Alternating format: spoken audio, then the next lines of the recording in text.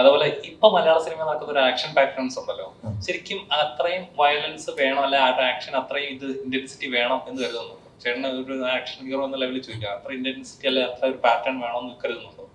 അതിപ്പം ഓരോ ഫിൽം മേക്കേഴ്സിന് അവരുടേതായ ആവിഷ്കാര സ്വാതന്ത്ര്യവും, അപ്പൊ അവർക്ക് താല്പര്യമുള്ള അല്ലെങ്കിൽ അവർ കൺസീവ് ചെയ്ത രീതിയിലായിരിക്കും അവർ ആ സിനിമ എടുക്കുന്നത്.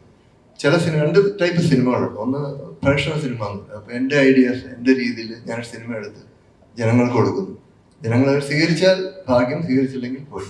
അല്ലെങ്കിൽ ഞാൻ എൻ്റെ ഐഡിയാസ് എല്ലാം മാറ്റി വെച്ചിട്ട്, എൻ്റെ കോൺസെപ്റ്റ് എല്ലാം മാറ്റി വെച്ചിട്ട് ജനങ്ങൾക്ക് വേണ്ടി ഒരു സിനിമ എടുത്ത് പ്രസന്റ് ചെയ്യുന്നു. ഏറ്റവും സേഫ് അതാണ്, ജനങ്ങൾക്ക് വേണ്ടി ഒരു സിനിമ എടുക്കുന്നതാണ്.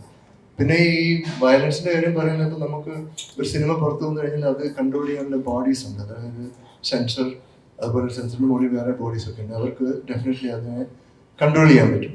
പിന്നെ ജനങ്ങൾക്കൊരു ചോയ്സ് ഉണ്ട്, ഈ സിനിമ ഞാൻ കാണണോ അല്ലെങ്കിൽ എൻ്റെ കുട്ടികളെ കാണിക്കണോ എന്നുള്ളൊരു ചോയ്സ് ഉണ്ട്. അതും ഓരോ റേറ്റിംഗ് ഉണ്ടല്ലോ.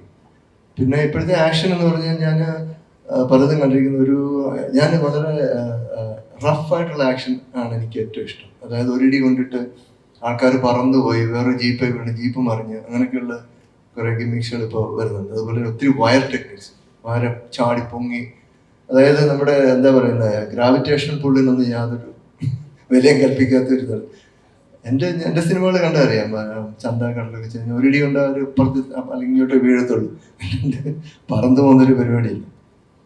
അപ്പൊ അതെനിക്കൊരു ഇതായിട്ട് തോന്നിയിട്ടുണ്ട്. പിന്നെ സിനിമാറ്റിക് എക്സ്പീരിയൻസ്, ചില സിനിമകൾക്ക് അത് ആവശ്യമാണ്. ഇപ്പൊ ഏലിയനെ വെച്ചൊരു സിനിമ എടുക്കുകയാണെങ്കിൽ, അല്ലെങ്കിൽ അങ്ങനെ സൂപ്പർ നാച്ചുറൽ പവർ ഒക്കെ ആണെങ്കിൽ ഓക്കെ.